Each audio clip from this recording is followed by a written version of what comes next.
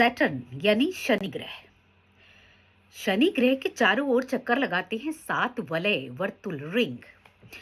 ये अभी हाल ही में वैज्ञानिकों ने बताया है कि ये उतने पुराने नहीं है जितना पुराना ग्रह है। ग्रह को बताते हैं 4.5 अरब साल पुराना, और ये रिंग है सिर्फ 400 मिलियन साल पुराने। शार्क इन रिंग्स की अपेक्षा पहले पैदा हुई, वो इनसे भी 50 मिलियन साल पहले दुनिया में आई।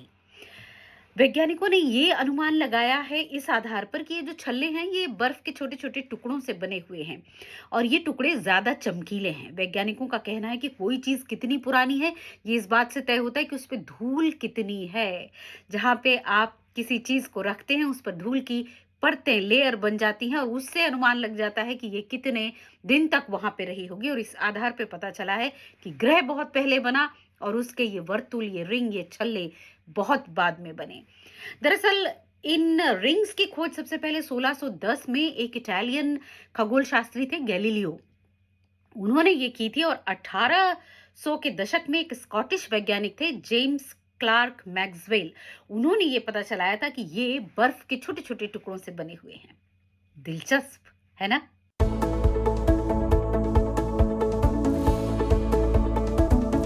न्यूजीलैंड के सबसे उम्र दराज व्यक्ति जैक को ने 107 वर्ष की उम्र में इस मृत्युलोक से विदा ली है। Oh hang on, he was not the oldest person of New Zealand, he was the oldest man. Oldest person एक महिला है, 109 वर्ष की हैं, पामिस्टर नॉर्थ में वे रहती हैं, एलन कार उनका नाम है। जैको मार्टिन नाम की एक जगह है, वहां रहा करते थे। 2 दिन पहले ही अपने परिवार के साथ उन्होंने अपना 107वां जन्मदिन मनाया था। 1916 में वे पैदा हुए थे। पेंटिंग का उनको शौक था और इसी को उन्होंने अपना पेशा बनाया था।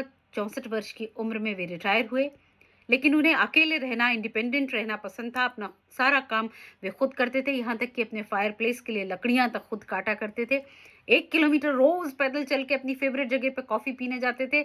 अपनी शॉपिंग खुद करते थे और शॉपिंग बैग खुद उठाकर घर तक लाया करते थे। उनका कहना था कि मुझे किसी कोने में बैठकर बीमारियों से लड़ते हुए मृत्यु का इंतजार करते रहना पसंद नहीं है, मैं आखिरी सांस तक एक्टिव रहना चाहता हूँ। ये कितनी बड़ी सीख है हम जैसे उन लोगों के लिए जो थोड़ी सी उम्र होने पर अपने आप को बूढ़ा मानने लगते हैं और ये सोचने लगते हैं कि अब हमें आराम की जरूरत है, अब हमें काम नहीं करना चाहिए। जीवन जीना, आखिरी क्षण तक जीना, इसे कहते हैं। जैक को श्रद्धांजलि।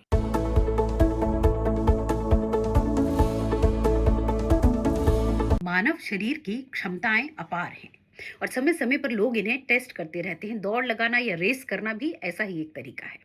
अमूमन जब रेस होती है तो उसमें तय होता है 100 मीटर, 500 मीटर या कुछ किलोमीटर। न्यूजीलैंड में एक रेस होती है जो दुनिया की कठिनतम रेस में मानी जाती है। इसका नाम है river head backyard relapse ultra race.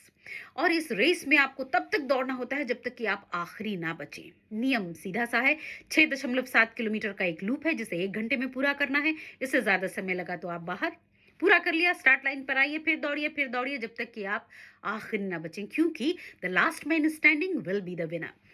इस साल इस प्रतियोगिता में 23 महिलाओं ने और 105 पुरुषों ने भाग लिया, और 200 किलोमीटर की दौड़ और 32 घंटे के बाद बचे सिर्फ 2। एक थे सैम हार्वे, जिनकी कुछ ही समय पहले एक हादसे में 2 पसलियां टूट गई थी और उन्हें इतना दर्द था कि उनके लिए हंसना बोलना दूभर था। और दूसरे थे कैप पियर्सन, जो कि एक सेलिब्रिटी थे जो कभी 100 किलोमीटर से ज्यादा दौड़े नहीं। और अंत में 221 किलोमीटर और 33 घंटों के बाद विजयी हुए वो जिनकी 2 पसलियां टूटी हुई थी, सैम हार्वे। और ये एक ऐसी रेस जिसमें ना तो अंत में कोई रिबन लगा हुआ है, ना बाद में आपको कोई मेडल मिलने वाला है, ना कोई उपहार मिलने वाला है सिर्फ ये सेटिस्फैक्शन कि you are the last person standing. Interesting, isn't it?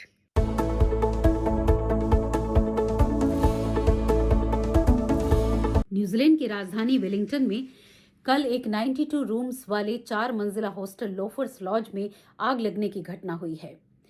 Laws के जो डायरेक्टर हैं उनका कहना है कि ऑक्यूपेंसी फुल थी, लेकिन अभी ये नहीं बताया जा सकता है कि जिस समय यह हादसा हुआ अंदर कितने लोग थे। फिलहाल ये बताया गया है कि 53 लोग सुरक्षित हैं, 6 की मृत्यु हुई है और बहुत से लापता हैं। जो लोग लापता हैं उनमें बीबीसी के एक संवाददाता के 50 वर्षीय भाई लियाम भी शामिल हैं। न्यूजीलैंड में हालांकि ऐसी घटनाएं आग की कम ही हुई हैं जिनमें जान का नुकसान हुआ हो। 1942 में डनेडिन के एक असाइलम में आग लगी थी जिसमें 37 महिलाओं की मृत्यु हो गई थी। इसके बाद 1942 में क्राइस्टचर्च के एक डिपार्टमेंटल स्टोर में आग लगी थी जिसमें 41 लोग मारे गए थे। 1995 में हैमिल्टन के एक होटल में आग लगी थी जिसमें 6 लोग मारे गए थे। 2008 में भी हैमिल्टन के ही एक कोल्ड स्टोर में आग लगी थी जिसमें एक senior fire fighter Derek Lowell की मृत्यु हुई थी। और इसके अलावा 2009 में ऑकलैंड के मैंगरी में एक घर में आग लगी थी जिसमें 4 बच्चों की मृत्यु हो गई थी। जिस लोफर्स लॉज में कल आग लगने की घटना हुई है वो 1971 की बिल्डिंग थी और कौंसिल द्वारा इसी साल मार्च में उसे वारंटी ऑफ फिटनेस भी दिया गया था। उसमें कोई कंसर्न रेज नहीं किया गया था।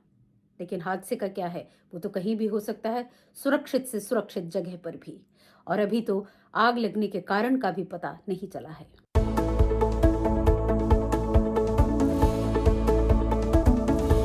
मैं बहुत ओल्ड फैशन मॉम हूँ जिसे अपने बच्चे के वीडियो गेम खेलने पर ऐतराज़ होता है और ऐसे बहुत से पेरेंट्स होंगे जिन्हें अपने बच्चों का वीडियो गेम खेलना पसंद नहीं होगा। लेकिन अब चीज़ें बदल रही हैं और मॉडर्न डिजिटल और क्रिएटिव कंट्रीज़ की इकोनॉमी का एक मजबूत पिलर गेमिंग इंडस्ट्री बनता जा रहा है।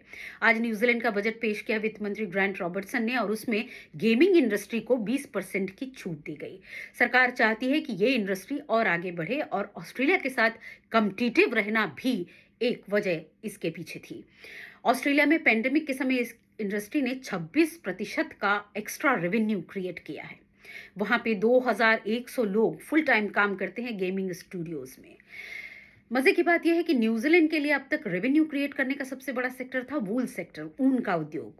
लेकिन अब गेमिंग इंडस्ट्री उससे बड़ा होता जा रहा है और एक ये अनुमान है कि सन 2027 तक गेमिंग इंडस्ट्री से न्यूजीलैंड को 861.90 मिलियन यूएस डॉलर वर्थ का रेवेन्यू क्रिएट हो सकता है। अगर ग्लोबली नजर डालें तो अगले साल तक सन 2024 तक ये gaming industry 294 billion dollar worth की इंडस्ट्री होने वाली है। तो क्या कहते थे, पढ़ोगे लिखोगे तो बनोगे नवाब, खेलोगे कूदोगे तो होगे खराब। अब ये सब नवाब खराब हो गया गड्डमड।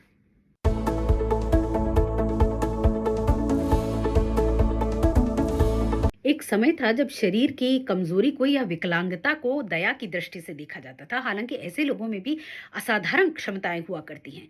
अब जो पैरालंपिक प्रतियोगिताएं होती हैं उनमें ये क्षमताएं निखर कर सामने आती हैं।